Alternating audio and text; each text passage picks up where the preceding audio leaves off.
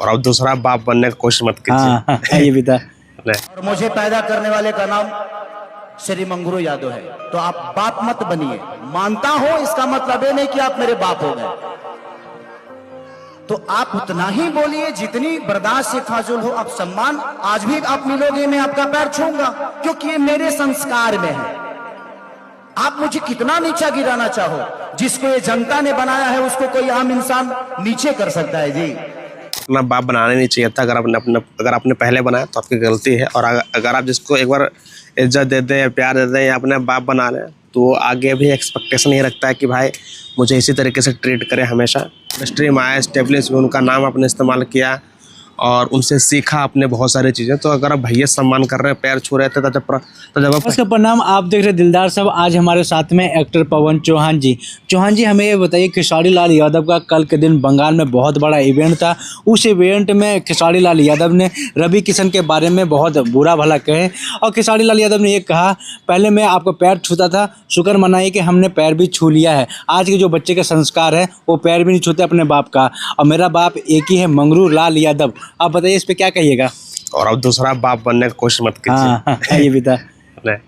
तो देखो भाई, बात तुम्हारी वही है कि सबसे पहले आपको उनको अपना बाप बनाना नहीं चाहिए था। अगर आपने पहले बनाया तो आपकी गलती है। और अगर आप जिसको एक बार इज्जत दे दें, प्यार दे दें या अपने बाप बना लें, तो आगे भी एक्सपेक्टेशन ये रखता है कि भाई मुझे इसी तरीके से ट्रीट करें हमेशा। क्योंकि मैं भी देखता हूँ कई बार, जैसे हम लोग भी होते हैं, तो कई लोग मुझे स्टार्टिंग में कोई नया मिलता है, भैया भैया करता है, फिर तू तड़ाक करता है। तो अजीब लगता है कि यार अभी कुछ दिन तक पहले तो भैया कर रहा था, फिर तू तड़ाक करने लगे, तो ये बेकार लगता है सुनने वाले के लिए भी और अगले संस्कार के लिए। और तुम्हारी बात अगर ये फिर तो तुम वही चीज़ कर रहे हो ना कि आपको किसी ने उंगली दी और उसको फिर उंगली पकड़ के आप सर पे चढ़ के मूतने लग गए। मतलब अगले बंदे के ज़रिए आप इंडस्ट्री में आए, एस्टेब्लिश में उनका नाम आपने इस्तेमाल किया और उनसे सीखा आपने बहुत सारी चीज़ें। तो अगर आप भैया सम्मान कर रहे हैं, पैर छू रहे थे, तो जब आप पहले ही प्रॉपर छू रहे थे तो पहले फिर अभी तक उसको कंटिन्यू रखते हैं, या फिर सीधा हाथ जोड़कर भी अभिनंदन करा जाता है।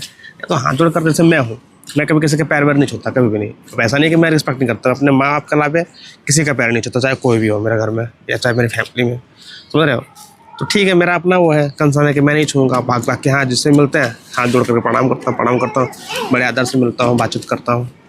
तो ये अपनी चीज़ है। बट वही है कि अगर जब आपने पहले स्टार्ट किया था पैर छूने के लिए, तो आपको उसको कंटिन्यू करना चाहिए था। और ऐसा ना लगे कि ये अगर नहीं भी कर रहे तो कम से कम उनको ऐसा फील नहीं होना चाहिए था कि अगला बंदा जो है मेरी डिसरिस्पेक्ट करने पे आ गया है। तो अगर रवि किशन ने बोला है तो उनको लगा होगा, तभी तो बोले हैं। और जब उनको लगा है तो अनपढ़ आदमी तो है नहीं, है ना, तो उन्होंने फील भी किया होगा और आपने वैसा कुछ फील करवाया होगा। तो ये आपकी जो सोच है उस पर डिपेंड, आपकी जो सोच है वो गंदी है और उसको सही करने की ज़रूरत है। क्योंकि लोग जो है वो सब कुछ जानते हैं, सब कुछ देखते हैं, सब कुछ समझ में आता है, कोई भी अनपढ़ गवार है नहीं। आपको लगता है कि आप ज़्यादा ही बड़े स्टार बन गए हैं, ज़्यादा ही पढ़े लिखे हैं, तो इस बात सोच रहे हैं आप। तो आप ये कहना चाहते हैं कि खेसारी लाल यादव के अंदर संस्कार हट गए, लेकिन खेसारी लाल यादव ये ने कहा कि मेरे अंदर संस्कार है, प्रणाम तो करता हूँ। तो प्रणाम वही चीज़ हो गया ना कि आपने पहले एक अलग आदत बनाई है, ठीक है, प्रणाम करता हूँ, फिर बाद में 4 गाली दे दे। प्रणाम करने से फ़ायदा क्या हुआ? आजकल होता है ना गाँव में, क्या होता है कि नाम लेकर वो बुलाते हैं, पवन भैया, ये भैया वो भैया। जब आपने पवन बोली तो फिर भैया बोलने की ज़रूरत क्या है? पवन ही बोलो डायरेक्ट, सीधा ना। तो ये सब चीज़ें वही है कि आप तो बिना मतलब कह रहे हो कि मैं जब रिस्पेक्ट का भैया बोले रहा हूँ तो फिर मैं क्या बोलूँ, तो वो गलत है। फिर आप इससे अच्छा पैर छूते नहीं, सीधा भैया भैया ही बोलते हैं। तो जब जिस तरह से आपने रिस्पेक्ट स्टार्ट, पहले तो आपका रिस्पेक्ट उनको लगता है कि पूरे सच्ची भावना से है, अब दिखावा लगता होगा, तो वो बोल रहे हैं और वो शायद सही भी है क्योंकि आपके एटीट्यूड में दिखता है। अब तो वो आपको कोई भी कुछ बोलता है तुरंत उसका पलट के जवाब देते हो, भरे स्टेज पे सड़ चढ़ करके पब्लिक के सामने, और आपको लगता है कि आप एकदम कूल हैं, आप एकदम सही कर रहे हैं। बट ये नहीं पता, आप कमेंट का भी खोल के देख लीजिएगा, लोग आपको पागल, चूते और गधा समझते हैं, अनपढ़ समझते हैं। तो आप एक बार खोल करके चेक कीजिए, उसके बाद फिर आगे कमेंट कीजिए किसी के ऊपर। खेसारी लाल यादव ने पवन सिंह का मिमिक्री किया, दारू पी के एक्टिंग किया और पवन सिंह को नीचे गिराने की कोशिश किया। आपको क्या लगता है, ये सही किया कि गलत किया? वाह, मरले बा पियक्कर सन के रोग तो देखल ही हो खब। अच्छा, पियक्कर सन के एगो काम जा देख ले, कही रे लोग 2 पैक मार तो हमारा दे देखो, हमारा दे हिल भी नहीं रहा है, लोग 2 पैक में फेल हो जाला। अरे एक बोतल वाले की कोनो दिक्कत ना देखो पूरा चौहदी मार दी सो कहे से कि शरीर खड़े बा हमार अभी हमारे एक्टिंगवा देख के तुम दोसरा पे मत लेके चल जाई हो। अरे ये दोनों ही पागल हैं, ये दोनों एक दूसरे की जो हरकत उल्टी पुल्टी करते रहते हैं, दूसरे को जो नीचा गिराते रहते हैं। ये एक दूसरे को नहीं बल्कि बॉलीवुड भोजपुरी को नीचे कर रहे हैं, भोजपुरी इंडस्ट्री को डुबा रहे हैं। और इनके चक्कर से भोजपुरी बहुत बदनाम है और भोजपुरी की भी कोई औकात नहीं है पूरे इंडस्ट्री में, भारत के किसी फिल्म इंडस्ट्री में। क्योंकि भोजपुरी में तो किसी तरह से डायरेक्शन का सेंस होता है, ना ही किसी काम का सेंस होता है।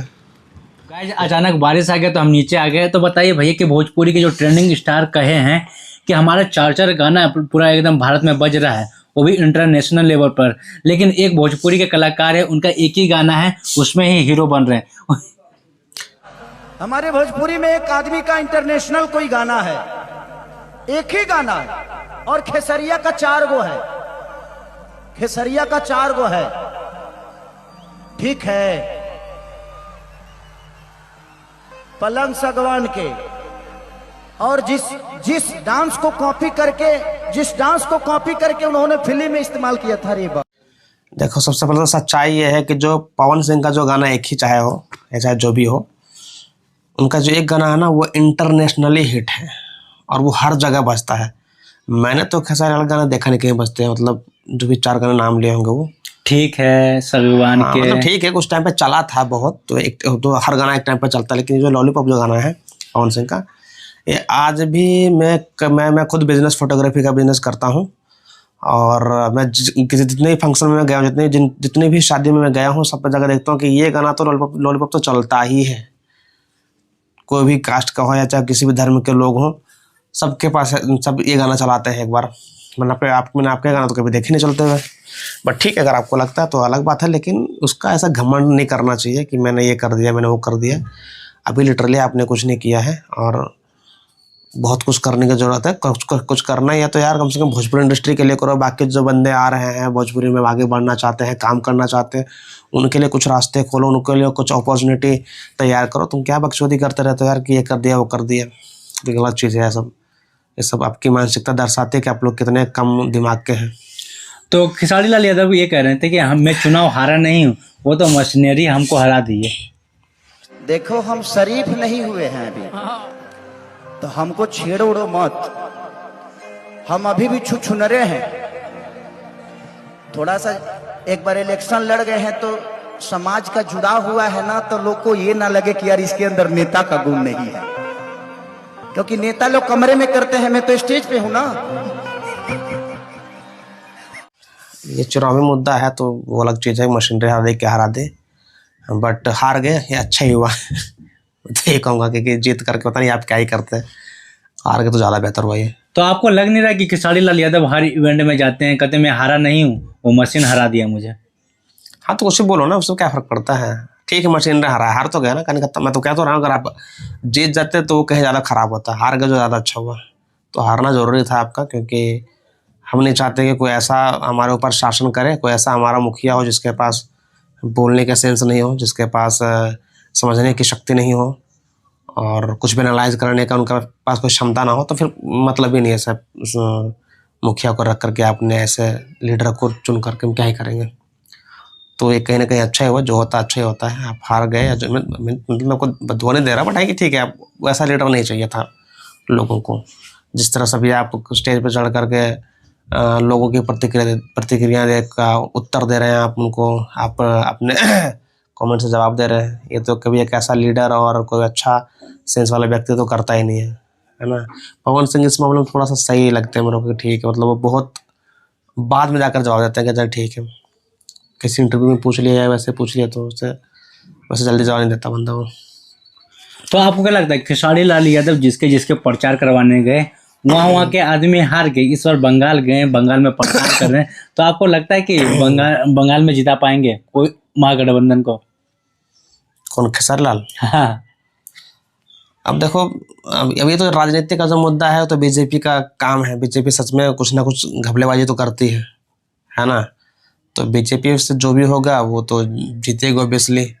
और रही बात खेसारी लाल के प्रेजेंस की, इनके प्रभाव की है, तो ये कुछ खास मैटर नहीं करता। चाहे खेसारी लाल हो, चाहे कोई भी स्टार हो, लोग जाते हैं सब देखने के लिए, भीड़ इकट्ठा होती है क्योंकि उनके स्टार होते हैं वो, इसलिए इकट्ठा होती है उनको देखने के लिए।